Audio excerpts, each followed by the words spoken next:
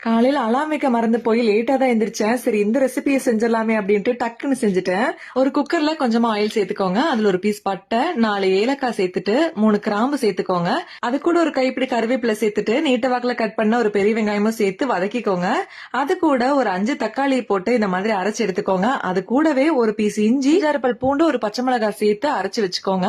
அந்த பேஸ்ட்டை உள்ள சேர்த்துக்கலாங்க. சேர்த்துட்டு நல்லா வந்து கலந்து விட்டுக்கோங்க. வெங்காயம் வதங்கினதுக்கு அப்புறமா மஞ்சள் தூள், மிளகாய் தூள் சேர்த்துக்கோங்க. காரத்துக்கு தகுந்த மாதிரி மிளகாத்தூள் கூட்டி குறைச்சு சேர்த்துக்கோங்க.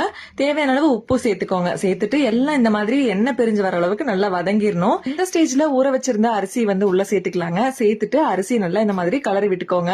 நீங்க எப்பவுமே சாதம் வைக்கிறதுக்கு எவ்வளவு தண்ணி சேர்த்துவீங்களோ அந்த அளவு தண்ணி சேர்த்துட்டு சின்ன சின்னதா கட் பண்ண மல்லி இலை, கருவேப்பிலையை வந்து கொஞ்சம் சேர்த்துக்கலாங்க. சேர்த்துட்டு ஒரு 3 விசில் விட்டு எடுத்தீங்க அப்படின்னா சூப்பரா நல்ல உதிரி உதிரியா நல்ல கமகமன்னு வாசனையோட தக்காளி குஸ்கா வந்து சூப்பரா ரெடி ஆகிடும். இது கூட உங்களுக்கு பிடிச்ச சைட் டிஷ்ஷை நீங்க வச்சு என்ஜாய் பண்ணலாம்.